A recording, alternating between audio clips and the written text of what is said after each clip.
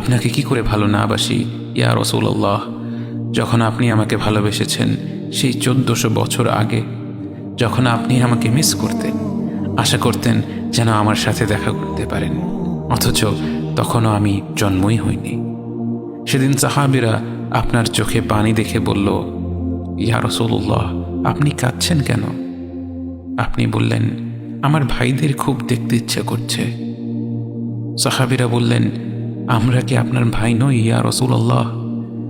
আপনি বললেন, না, তোমরা আমার সাহাবী।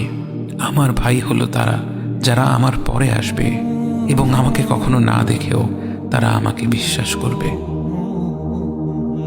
মৃত্যুশয্যায় শুয়ে আপনার অন্তরে এই চিন্তা ছিল যে আমাদের পরিণতি কি হবে। উম্মতি উম্মতি বলতে বলতে আপনি আপনার রবের নিকট ফিরে গিয়েছেন। আজ আমরা আপনার উম্মতের অংশ।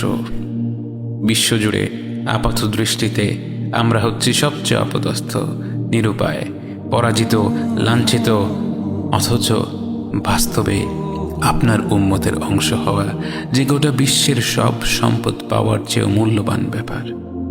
আজ আমার মনে যত আশা, যত আকাঙ্ক্ষা, যত স্বপ্ন, যত চাহিদা, সব কিছু পেয়ে গেলেও নিজেকে এতটা সৌভাগ্যবান মনে করতাম না যতটা মনে হয় আজ আপনার উম্মতের একজন হতে পেরে। কাল হাসরের ময়দানে যখন গোটা মানব জাতি এক নবী থেকে আর এক নবীর কাছে ছুটে যাবে, আল্লাহ যেন বিচার প্রক্রিয়া শুরু করেন এবং প্রতিটি নবী নাফসি নাফসি বলে মানুষকে ফিরিয়ে দিবে। অবশেষে যখন সবাই আপনার সামনে হাজির হবে এবং আপনি গোটা মানব জাতির প্রতিনিধি হয়ে আল্লাহর সামনে সেজদা করবেন, সেদিন আপনার উম্মতের সদস্য হওয়ার পূর্ণাঙ্গ মর্যাদা প্রকাশ পাবে।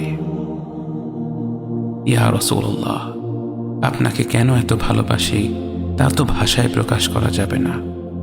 তবে যতটুকু ভালোবাসা আপনার প্রাপ্য ততটুকু তো আপনাকে ভালোবাসতে পারি না। কথায় আপনাকে যতটা ভালোবাসি, কাজে তো তেমন করে ভালোবাসতে পারি না। আপনার সুন্নতের অনুসরণ করি ঠিকই, কিন্তু ভিন্ন মতের অনুসারীদের সাথে ঝগড়া না করে থাকতে পারি না। ইবাদতটা নিয়মিত করতে পারলেও এবাদতে আপনার মতো আন্তরিকতা আনতে পারি না। বাহ্যিক বিষয়ে আপনার অনুসরণ করতে পারলেও চারিত্রিক দিক থেকে তো আপনার কাছ থেকে শিক্ষা নিতে পারি না। মুখে আপনার প্রতি সালাওয়াত পেশ করলেও কাজে কর্মে উম্মতে মুহাম্মদ হিসেবে আপনার সম্মানটা রক্ষা করতে পারি না। রাসূলুল্লাহ, হাবিবুল্লাহ, নবিয়ুল্লাহ, ইয়া মুস্তাফা, আমরা তো আপনার উম্মত হবার যোগ্য নই, কিন্তু আপনার রব তো সবচেয়ে ক্ষমাশীল। তিনি তো আমাদের যা প্রাপ্য তার চেয়ে অনেক বেশি অনুগ্রহ প্রদর্শন করতে সক্ষম। আপনি আমাদের যতটুকু ভালোবেসেছেন তিনি তো আমাদের এর চাইতেও বেশি ভালোবাসেন। আমরা আমাদের ভুল ত্রুটি সম্পর্কে যতটুকু অবগত তিনি তো তার চাইতেও বেশি অবগত। আমাদের রবের অনুগ্রহের দিকে তাকিয়ে অন্তরে আপনার প্রতি যতটুকু ভালোবাসা রয়েছে সেই ভালোবাসার দিকে তাকিয়ে আজ বুকে আশা বেঁধে রই, খুব শীঘ্রই আপনার দেখা পাবো ইয়া নবী আল্লাহ।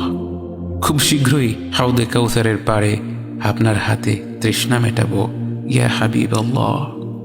জান্নাতের নির্মল বাগানে অনন্তকালের যাত্রায় আপনার সঙ্গী হয়ে ঘুরে বেড়াবো ইয়া রাসূলুল্লাহ সাল্লাল্লাহু আলাইহি ওয়াসাল্লাম।